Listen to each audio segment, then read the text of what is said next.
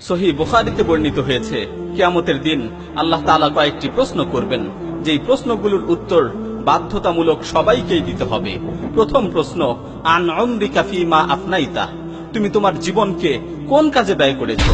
তুমি কি বাজারে দাঁড়িয়ে দাঁড়িয়ে জীবনের মূল্যবান সময়গুলোকে শেষ করে দিয়েছো? তুমি কি চায়ের দোকানে বসে আড্ডা দিয়ে জীবনের মূল্যবান সময়গুলোকে নষ্ট করেছো? তুমি তোমার জীবনকে কোন কাজে ব্যয় করেছো? দ্বিতীয় প্রশ্ন করা হবে যৌবন কাল সম্পর্কে, ওয়ান শাবাবিকা ফীমা আবলাইতা, তুমি তোমার যৌবন কালকে কোন কাজে ব্যয় করেছো? তুমি কি যৌবনের তাড়নায় উন্মাদ হয়ে গিয়েছিলে? তুমি কি দুনিয়ার মোহে আচ্ছন্ন হয়ে গিয়েছিলে? তোমার চিন্তা চেতনা কি নষ্ট হয়ে গিয়েছিল? তুমি কি যৌবন কাল পেয়েছো বলে আল্লাহর বিধানের অবাধ্য হয়েছিলে? তোমার যৌবনের শ্রেষ্ঠ সময়গুলো ইসলামের জন্য অনেক প্রয়োজন ছিল। পৃথিবীর সর্বত্রই মুসলিমরা নির্যাতিত হচ্ছিল, কাফিররা মুসলিমদের ভূমিগুলোতে আগ্রাসন চালাচ্ছিল, মুসলিম নারী শিশুদের নির্বিচারে হত্যা করছিল। আবু গারিব কারাগার থেকে তোমার বোন ফাতেমা চিৎকার করে তোমাকে ডাকছিল। তোমার বোন আফিয়া সিদ্দিকী কাফিরদের হাতে নির্যাতিত হচ্ছিল, কারাগারের অন্ধকার কুঠুরি থেকে চিৎকার করে তোমাকে লক্ষ্য করে বলছিল, আমাকে মুক্ত করো, আমাকে মুক্ত করো। তুমি কি সেদিন তার ডাকে সাড়া দিয়েছিলে? তাকে মুক্ত করতে ছুটে গিয়েছিলে? খালিদ বিন ওয়ালিদ, মুহাম্মদ বিন কাসিম, সালাহুদ্দিন আইয়ুবী কি তোমার জন্য আদর্শ ছিল না? উম্মতের এই কঠিন পরিস্থিতি দেখেও তুমি খেল তামাশায় ব্যস্ত ছিলে। সারাদিন গেম খেলে, মুভি দেখে, বন্ধুদের সাথে এখানে সেখানে আড্ডা দিয়ে তুমি তোমার যৌবনের মূল্যবান সময়গুলোকে নষ্ট করেছিলে।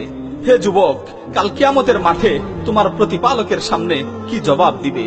তোমার যৌবনের এই মূল্যবান সময়গুলো মুহাম্মদ সাল্লাল্লাহু আলাইহি ওয়াসাল্লামের উম্মতের খুব দরকার ছিল। ফিলিস্তিনের গাজায় আগ্রাসী ইহুদিদের প্রতিহত করার জন্য তোমাকে খুব দরকার ছিল। ছোট ছোট মাসুম বাচ্চাগুলো সাহায্যের জন্য আর্তনাদ করে তোমাকে ডাকছিল। শামের মাজলুম মা বোনদের তোমাকে খুব দরকার ছিল, কারণ সেখানে আল্লাহর দুশমনেরা নির্বিচারে বোম্বিং করে গণহারে তাদেরকে হত্যা করছিল। আরাকানের মাজলুমানদের তোমাকে খুব দরকার ছিল, তারা সেখানে তোমার সাহায্যের জন্য হাহাকার করছিল। হে মুসলিম তরুণ, তুমি প্রস্তুতি নিয়ে রাখো, কাল কিয়ামতের মাঠে অবশ্যই তোমাকে জবাব দিতে হবে যে তুমি তোমার যৌবন কালকে কোন কাজে ব্যয় করেছো। তবে তুমি যদি তোমার এই যৌবন কালকে ইসলামের জন্য ব্যয় করতে, তোমার রবের ইবাদতে ব্যয় করতে, মাজলুম উম্মাহকে সাহায্য করার জন্য ব্যয় করতে, তাহলে সেদিন তুমি বলতে পারতে, হে আল্লাহ, আমি তো আমার যৌবন কালকে ইসলামের জন্য ব্যয় করেছি, আমি তো আমার যৌবন কালকে তোমার ইবাদতে ব্যয় করেছি, আমি তো আমার যৌবন কালকে মাজলুম উম্মাহকে সাহায্য করার জন্য ব্যয় করেছি। এরপর আল্লাহ তাআলা সম্পদশালী ব্যক্তিদেরকে তৃতীয় প্রশ্ন করবেন, তুমি তোমার এই সম্পদকে কিভাবে উপার্জন করেছিলে? তুমি কি মানুষের সাথে সুদের লেনদেন করেছিলে? তুমি কি মানুষের সাথে ঘুষের লেনদেন করেছিলে? তুমি কি জনগণকে ঠকিয়ে জনগণের টাকা আত্মসাৎ করে কোটিপতি হয়েছিলে? তুমি কি ব্যবসায় ধোঁকা ও প্রতারণার আশ্রয় নিয়েছিলে? ও দুনিয়ার মানুষ, আজকে যে সম্পদ উপার্জন করছো, এই সম্পদের পুঙ্খানুপুঙ্খানুরূপে হিসাব দিতে হবে।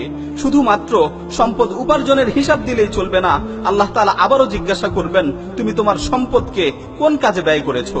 আজকে তুমি তোমার সম্পদকে যেভাবে ইচ্ছা সেভাবে খরচ করছো।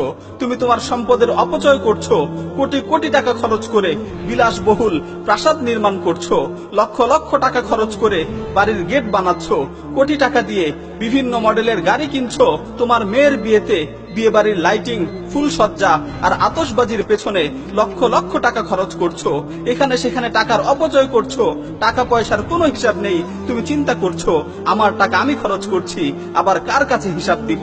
মনে রেখো, আল্লাহ তাআলার কাছে সব কিছুর হিসাব দিতে হবে, আল্লাহ তাআলার সামনে সব কিছুর হিসাব দিতে হবে। আল্লাহ তাআলা তোমাকে জিজ্ঞাসা করবেন, তুমি এখানে সেখানে টাকার অপচয় করেছিলে, অথচ তোমার পাশের বাড়িতেই অভাবগ্রস্ত লোকেরা ছিল, তুমি তাদের জন্য কি করেছিলে? তুমি পথের ধারে ভিখারীদের বসে থাকতে দেখেছো, তুমি তাদের জন্য কি করেছো? তুমি ফুটপাতে রাতের বেলায় অভাবী মানুষগুলোকে শুয়ে থাকতে দেখেছো, তুমি তাদের জন্য কি করেছো? হাসপাতালগুলোতে গরিব অসহায় মানুষগুলো টাকার অভাবে চিকিৎসা করাতে পারছিল না, ঔষধের টাকা ব্যবস্থা না হওয়ায় হাত পেতে মানুষের কাছে সাহায্যের আবেদন জানাচ্ছিল, তুমি তাদের জন্য কি করেছিলে? তুমি রেল লাইনের দুধারের বস্তিতে অভাবী মানুষগুলোকে নিঃস্ব জীবন যাপন করতে দেখেছো, তুমি তাদের জন্য কি করেছো? ঈদের দিনে তুমি আনন্দের সাথে ঈদ উদযাপন করেছিলে, তুমি তোমার পরিবারের জন্য লক্ষ লক্ষ টাকা খরচ করে ঈদের মার্কেটিং করেছিলে, আর রাস্তার পথ শিশুগুলো পুরাতন কাপড় পরেই ঈদ পালন করেছে, তুমি কি তাদের দেখোনি?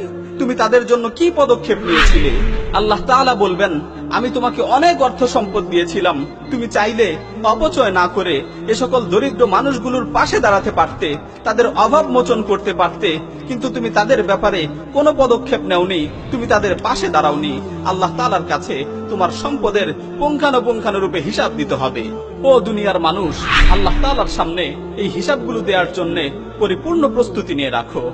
আল্লাহ তাআলার সামনে এই হিসাবগুলো দেওয়ার জন্য পরিপূর্ণরূপে প্রস্তুতি নিয়ে রাখো।